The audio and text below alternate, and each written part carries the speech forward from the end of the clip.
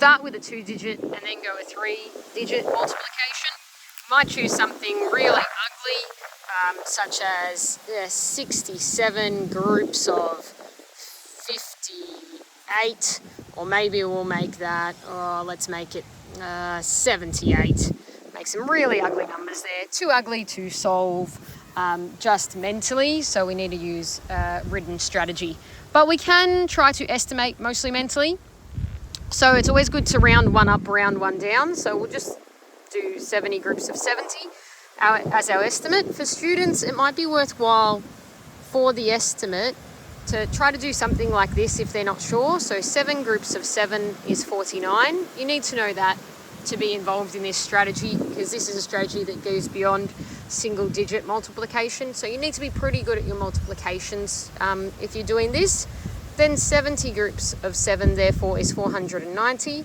So therefore the estimate is going to be roughly, so we'll make sure we keep it approximate, 4,900.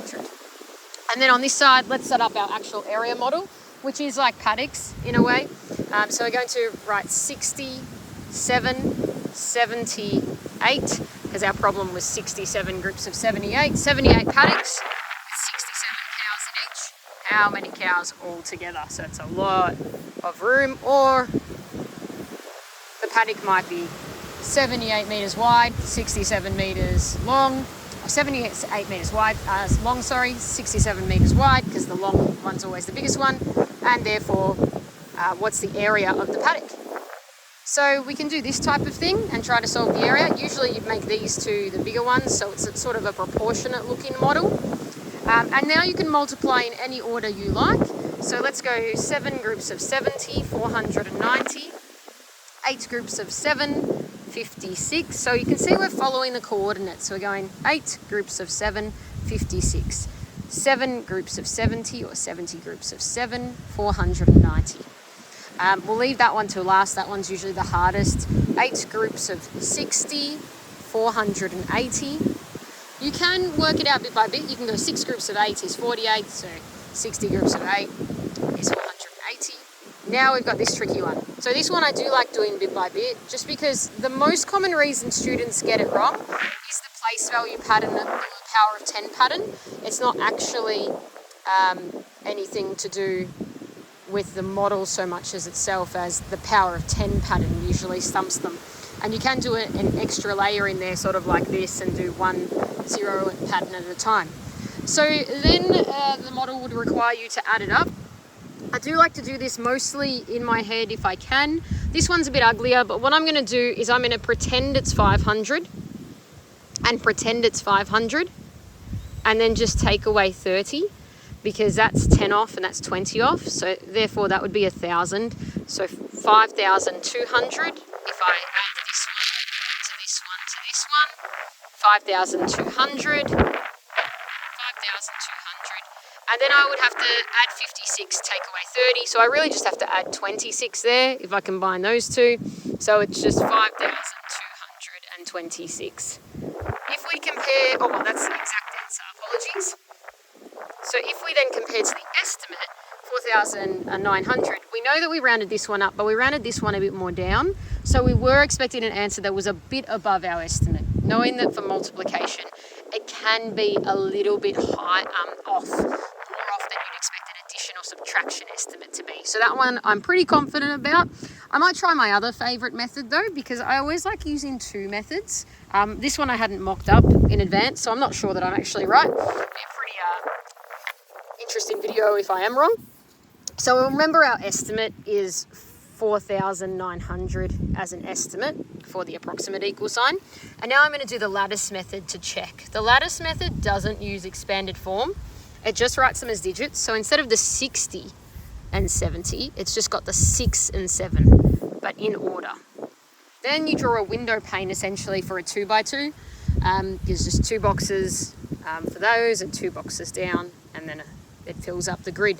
Really interestingly, this is not a vertical method, this is a diagonal one. So you draw diagonals from the top corners down. And there's templates to assist students with that, because the drawing of the lattice is actually the hardest bit. Then you can multiply in any order, just like the area model. You just multiply the coordinates out, but you only have to deal in single digits. You don't have to deal with these place value powers of 10 at the moment because the algorithm will sort that for you. So let's just multiply 7 groups of 7, 49. I'm going to just be fussy about it, just like I am in front of the students though, if I'm not happy with a digit. 7 groups of 8, 56. 8 groups of 6, 48. And 7 groups of 6, 42. It did not matter what order I did that in. It has no effect. I could have done that box first, that box, that box. It only matters when I'm adding up. But let's just check this. Let's just think about this. So this was 8 groups of 7. So it became 56. This is my ones. This diagonal here, this diagonal is the ones. So if I'm color coding it, this pink is the ones. And then if I get another color, green, this green is the tens. This is what I mean. It's a diagonal one because the 5 landed here and that's 5 tens. If I look at this one, this was really 70 groups of 7 because this is a 70 here, not just a 7 like this one. So we're really doing 70 groups of 7, which is 490. And the 4 has landed in the hundreds diagonal and the 9 has landed in the tens. So it does have place value. It's just diagonal place value, not vertical place value, which reduces a lot of complexities. It means there's no magic zero that appears or anything like that.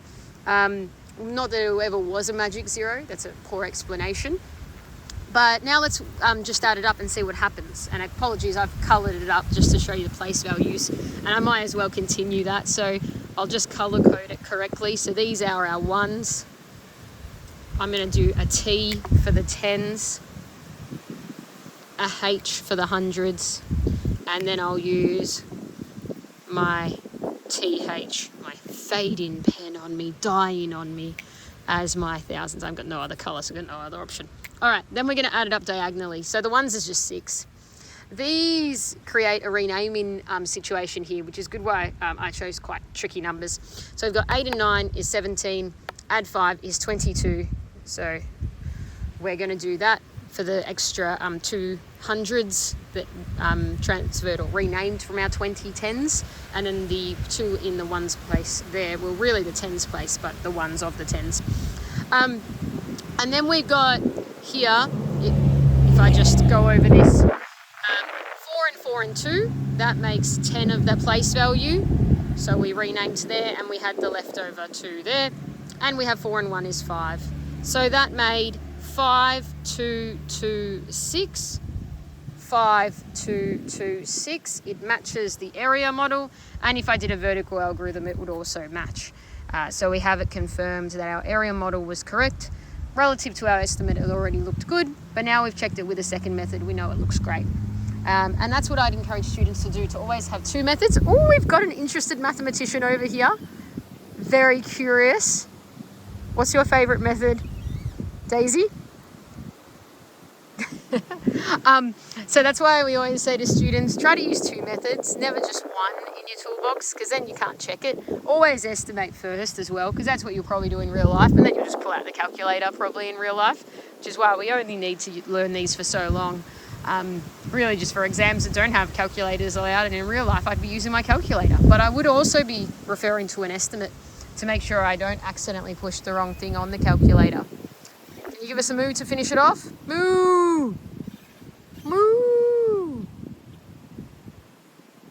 Are you an algorithm fan? Is that why you're not giving me a moo? All right, see you next time.